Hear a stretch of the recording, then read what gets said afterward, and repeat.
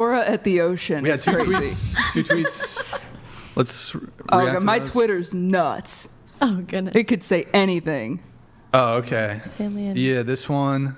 20% of married dudes cheat. Where do you get that stat from? Since we're talking about stats, I don't remember where I looked it up, but I know I looked it up before okay. I posted this. 20% of men leave their wives when she becomes chronically. You know that study was retracted.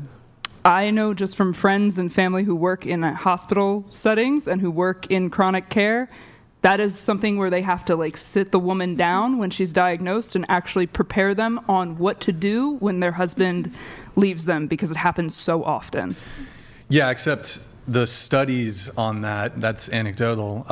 All the studies that they've done on that, well, the one in particular that's often cited, that I believe you're citing there, it was retracted because they made multiple errors in how they coded the study. All right, well then I'll have to look more into that. But speaking anecdotally from the people that I know that work in that type of care, it's incredibly common. So you're saying in these institutions, these healthcare institutions, there's a policy where they sit down the wife, and if she has a spouse or whatever, they tell her, by the way, there's a risk your husband's going to leave you. So there's a gendered policy on this? There's a support staff member that will come in and we'll talk to Only them for about. the women, though. There's support staff that comes in for both, but one of the talking points specifically for the women is to usher them through that point of don't change. you think that's sexist? But we don't see it happen with men. Yes, we don't. We don't see that happen like we do. Yeah. It's It's never happened in the history of humanity. Of course a woman it has. divorced her Of course it has. husband who has cancer. But I'm saying the frequency is not what there. evidence do you have for the claim? Just, again, I'm only going off of the study that apparently was retracted. I haven't seen that. And then anecdotal evidence. I mean, it seems... I know women who have gotten chronically ill and then their partner has left them. I don't know of any man that has gotten chronically ill and then has been left. They usually get married, in my experience. Yeah, I mean, this is something that happens both ways. Of course, in some regard, but I think it's skewed one way over the other. Well, it seems like women overwhelmingly end relationships. So this idea that men are these evil, devilish dogs who... I didn't say that. That seems to be the implication. Do you No, think I was responding to something in that tweet. Uh-huh. And I'm not going to quote exactly what it was, but I remember somebody saying, like, women are the ones that break up families or something, or women are always the ones that, like, destroy families. And so that's why I quoted the fact that 94% of family annihilators are men, which is true, and then the other stats in there. I love men. I genuinely do, and I'm not saying that they're evil, but I'm saying they're not innocent either. Do we have the study? I think it's pulled up in one of the tabs. Do you have it? Make it bigger, please. Widely reported study suggesting divorce is more likely when wives fall ill gets axed, and this is from Retraction Watch, is invalid thanks to a short string of mistaken coding that negates the original conclusions published in the March issue of the Journal of Health and Social Behavior. So anyways, I mean... So then what was the updated conclusion? I'm not sure. Oh. But... So we don't have the updated stat. Could be 19%. Yeah, it could be. It could be 10. It could be 5. But regardless. I suppose. And then pull the tweet back up, though. Oh, hold on. We have a TTS coming through. Or it's not a TTS because it's broken. I just have to read it. Thanks to feminism, women are more masculine than ever, broadly speaking. Emotions that aren't anger are usually considered feminine. To the panel, what does modern masculinity mean to you? Ooh, yeah, we can just move on to that. Go ahead, starting chair one. Wait, what was the question again? Broadly, what does modern masculinity mean to you? What does it mean to me? Mm-hmm. I don't know, someone that is very in tune with their natural instincts and thinks that's how men are supposed to live, like, and be. And I'm not saying like men in the past 50 years, like men, their actual nature before this whole surface level stuff, like what we're actually here for before like the jobs and like the actual purpose of men. That would be someone that is like actually masculine for me. Or just going through each? Yeah. Okay. So what do you think? I think many things can be masculine. I think it doesn't have to just be your like, you know, like the biology of like men need to provide and men need to hunt or whatever it was, or like I think a masculine men could stay home with kids personally, but I think it's kind of just, I don't think it's that cut and dry. I think I think modern masculinity is the same as archetypal masculinity, where it's like the strength is seen as more masculine, but then also I think when you look at things more analytically instead of on the emotional side, I think that's considered masculine. I think it still is. Protection, which again is like strength. Yeah, I don't think the definition's changed. I think maybe people in our society exhibit them in different degrees, but I don't think it's changed. Mm-hmm. I would say that I watched a brilliant movie the other night about Desmond Doss. Has anybody heard of him before? Okay. Basically, he saved like 75 people during the World War II, I believe. And I think he's a great example of masculinity in general, having high integrity, high emotional intelligence, courage, unapologetic about himself and his values, and is sworn to a higher purpose than himself. Yeah, I really resonate with what both the previous ladies said, because I think masculinity in its definition hasn't really changed over time. And I also think, of course, there's the differentiation between toxic masculinity versus healthy. And so the rigid definition being that men need to be providers or to be physically strong or stoic, I don't think that is beneficial, and that doesn't behoove relationships. So I think a healthier version of masculinity could be a man who has the desire to take care of his loved ones, but is still in touch with his emotions and is able to be mature and emotionally intelligent and in tune with his soft side, because I think all human beings, we have a mix of masculine and feminine polarities. And so a healthy man to me is someone who is not 100% strictly masculine, but is comfortable with adopting qualities and facets of sort of both archetypes.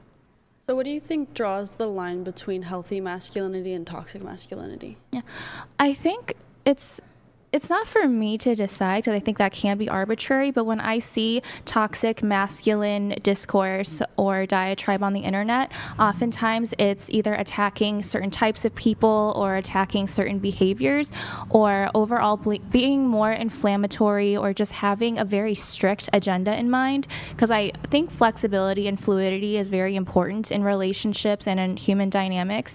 So for me, the big differentiator is just how rigid are you in your thinking, and how strictly are you trying to enforce your beliefs on other people? Because I believe that the healthier mindset that you have, typically the more accepting you are just to hear other people out and to look at different mindsets that are different from your own.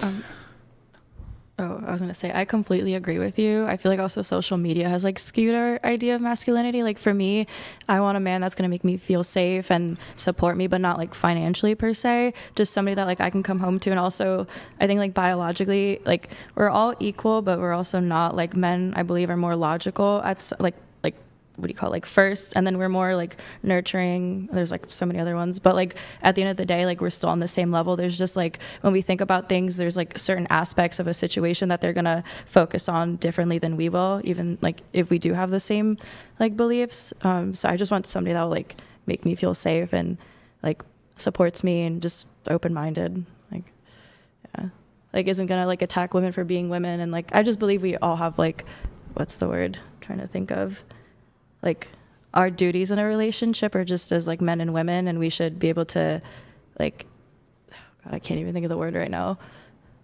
Damn. Oh my God, I cannot think right now. Holly, what about you?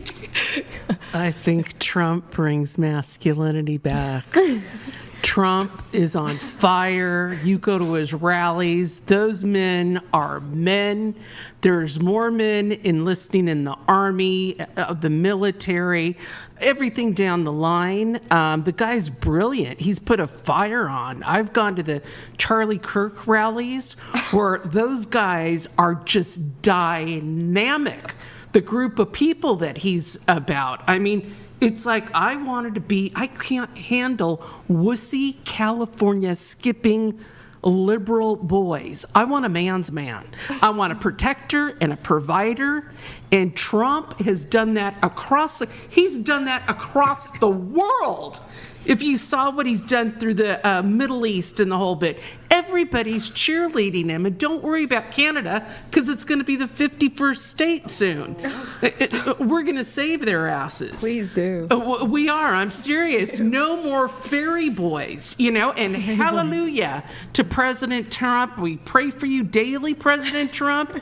You are magnificent, President Trump, and we thank you for saving our country and saving our men. Because you look at Trump, look at how many brilliant women he has working for him on his team. Those women are so dynamic. He doesn't go against women. Yeah, blonde 1 and blonde 2 with fake tits 1 and fake tits 2. So Caroline many Levitt dynamic women. It's here. Well, that's hot. What's fake here? Why can't people do? I think I'm the only one with fake tits here, baby. Well, what's wrong with that? I'm saying he doesn't have dynamic women. He has one type that he's faked it. That's not hired. true. Well, Not yes, Sarah everybody. Huckabee Sanders, who looks like me, was ugly as shit, but that's not. He didn't have any other ones. I think all of his women are capable women. Like that. I They think are they're capable women. and he's capable put 'em of in what? Reading from a teleprompter? leading the country. Leading in what? What woman is The leading border anything? right now, Kristi Noem. You think that she's okay? She's I'm arguing beautiful. with a wall. I don't care if she's beautiful. She's not dynamic or Yes, she leading. is. Okay. I thought you were like supportive of OnlyFans girls and all this nudity. That's a perfect example of someone that is like literally kind of like, whatever, like Me? No, yeah, his wife. Like he's like. His wife is fine. I love that I've seen my first lady's bush. That rocks. Oh, I love his wife. I'm not saying that there's anything wrong with OnlyFans girls or anything of the sort. I'm saying let's not champion Trump like he's got a dynamic range of women working in the White House. He does. Okay, All of those women are exceptional. sure. And he's given them leadership Certain. roles. Yes, I agree with that. He's also given like a 19-year-old a leadership role.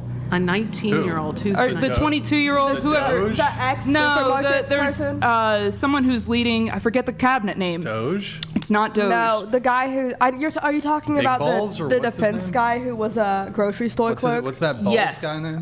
He Yeah. worked at a supermarket and now Yeah. he's like head of He's leading. security I or forget something. the name of the department, so I don't want to butcher it. But like, come on now. What? You're saying that FDT, but We'll like make an example. If Trump is make a supporting statement. masculine men, and yet he's cutting funding to to the VA, to Medicare, to Medicaid. has to- not. Yeah, he has. It's in the big beautiful He bill, has baby. cut It from just VA. passed. Go to Congress.gov. You can see it. He's cut USAID. You know what USAID does? He's cut a lot of things. He the cut VA. USAID. Sure, You know what and that he did? also cut That was money Medicaid. laundering. Okay. He also did cut And- the VA. I bet Like, you not believe all in of it, but some Pizzagate of too. I do believe in Okay. Pizzagate. Well, then we're moving on completely. because I can't argue with a brick. I'm not a brick. It's truth, and if you can't handle the truth, Yes. I Okay. think she can handle the truth. She's What- handling it fine. what's the number one commodity worldwide? What do you mean? What's the number one commodity worldwide? Go ahead and tell me. No, I'm asking you. And I'm asking you. Go ahead and tell me. What's the number one commodity worldwide? Trafficking. Okay. And I'm sure that they were selling children underneath the pizza parlor. Trump went to Epstein Island like 19 No, times. he didn't. He Okay. never went. All right. He Again, I'm never arguing with a went. brick, and I'm not going to do that. I I'm not feel a like I'm brick. talking with my old It neighbor. never happened. Well, what do you feel about Elon Musk saying that it did happen? Yeah. His boy. It didn't Because his happen. bestie did go So on Twitter anyways, and say There's it did happen. photos. Anyways. What do you mean? There's There's photos of It Donald never Trump hanging happened. out with Jeffrey He Epstein. never Let's- would have made president let's if it out. did. Well, Okay. can I just say that We can- Elon and Trump definitely had a very public breakup. They did have Yeah. a public breakup. Very public. It did rule. It did. Who here would date a Trump supporter? Show of hands. I assume so. No. No. No. Me? No, you wouldn't date a Trump. Your boyfriend, he's a Kamala voter, or He did vote for Kamala, yes. your husband. Your husband voted for Kamala. My active duty manly man husband, yes. Okay, all right. Got some. Who voted for Kamala? Did you vote? No. You're a Trump supporter? You just wouldn't date a Trump supporter? I didn't vote, period. Into the mic? I didn't vote, period. Okay. So are you a Trump supporter or no? I'm not a Trump supporter. Who did you vote for? I didn't vote this time. This time? Yeah. All right. Trump, who did you vote for? Kamala. I was out of state, so I couldn't vote. I was out of the country. I couldn't vote. Kamala. I'm in Well, you're Canada, man. Canadian. It doesn't matter. You're We're cooked Canadian. either way. We have a message here. Pacey George, Chair 3, real evidence and statistics are key, not anecdotal hearsay. Imagine if courts allowed such nonsense. Yes, Your Honor, it happened because I said so.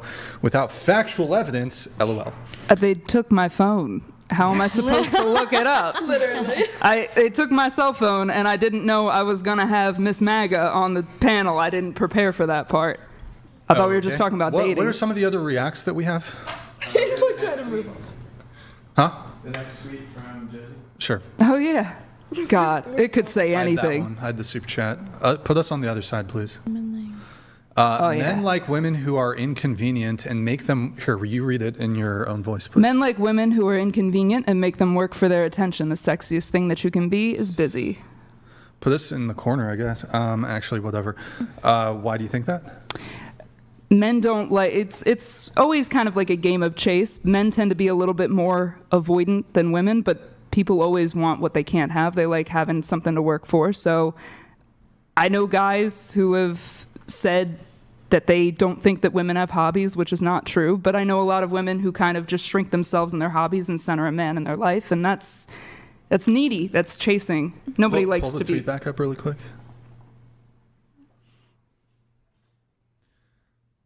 Men like women who are inconvenient and make them work for their attention. The sexiest thing you can be is busy. Do you want somebody who's just, I'm here. When are you going to date me? Yeah. Take me on a date. Well, hold Take on. me on Now a date. You're painting an extreme case here. So pull it back up one more time. Just want to make sure I have, okay, inconvenient and being busy. So I disagree with both those claims. I don't think men want a woman who makes things inconvenient. And that is your position, right? Yeah. It's an inconvenience to attempt to hang out with you, and you being busy, so it's difficult to make plans. No, Nobody likes anything that's way too easy and way too available. Maybe you guys as women, but no, I'm most talking men. from men. I'm in two male-dominated industries. Mm-hmm. Most of my friends are guys. Most of the people that I talk to are guys. Most of your friends comedians? A lot of them are comedians, and a lot of them are also just working in television. That's also primarily men. Mostly friends with liberal men, or? No, most comics are not liberal.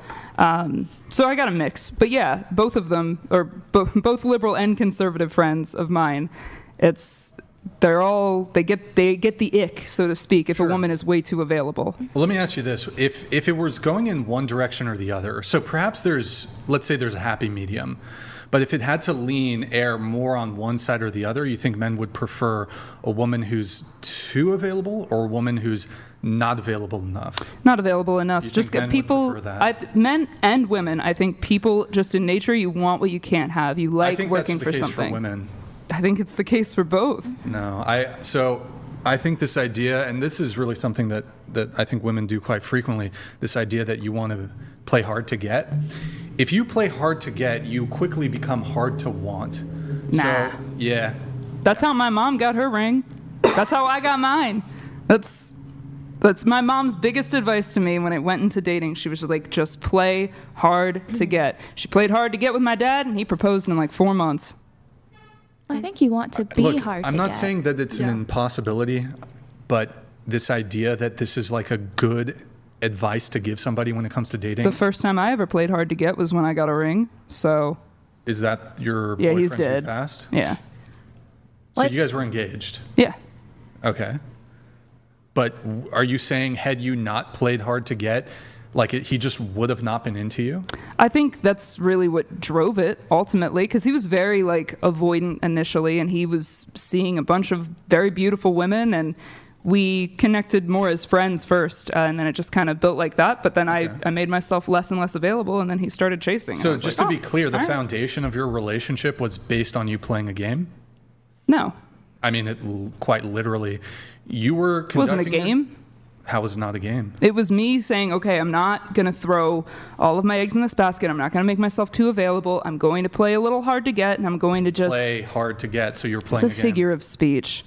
I'm going to make myself less readily available. I'm not going to drop everything when he comes and Let's say you were free. Yeah.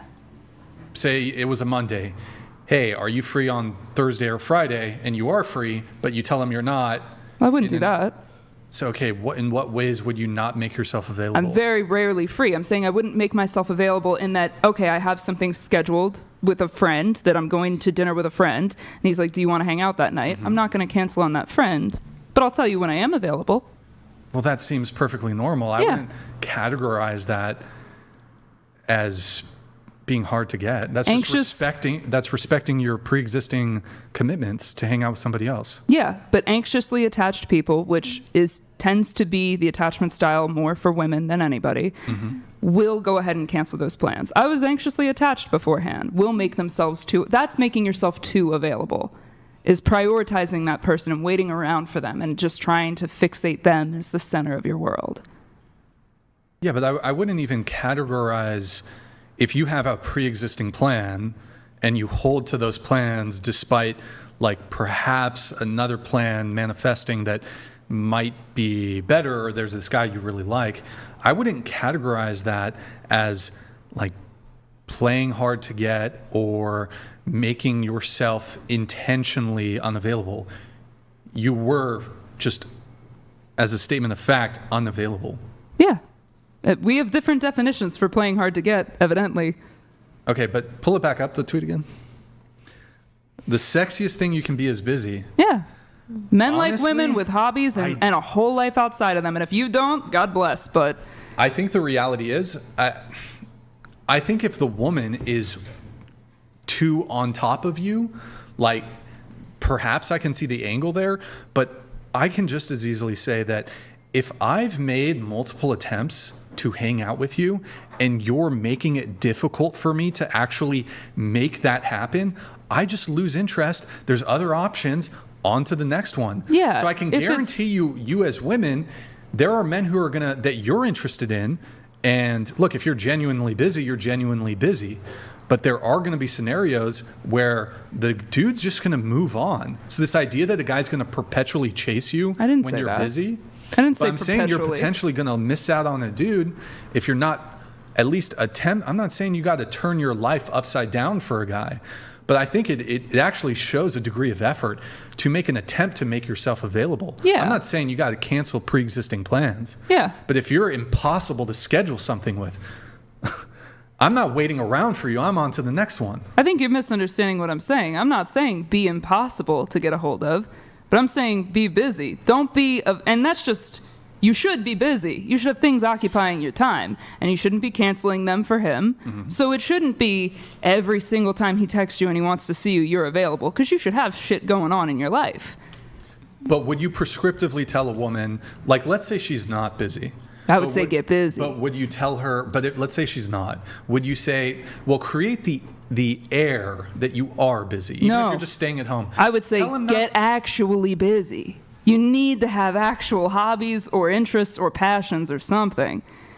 That would be my advice. And that's my advice for men too. And I'm saying, like, with the people that I've worked with and knowing people on the upper end of society, they're there unless they've had, generational wealth. And then they're not dating like any of us are dating as it is. But the people who are successful and who have made a lot of money, they're going to be busy. And they don't want somebody who's just nagging at them and trying to get their attention. Yeah, but I don't think it's, as a woman, you're either really, really busy and you're going to have to occasionally tell a guy that you're not free, or you're just really, really on him. Like, I think there's a medium. So I don't know, this idea that, okay, just be busy, I don't know. When I wrote that, it was because I was talking to a friend who is not busy, ever.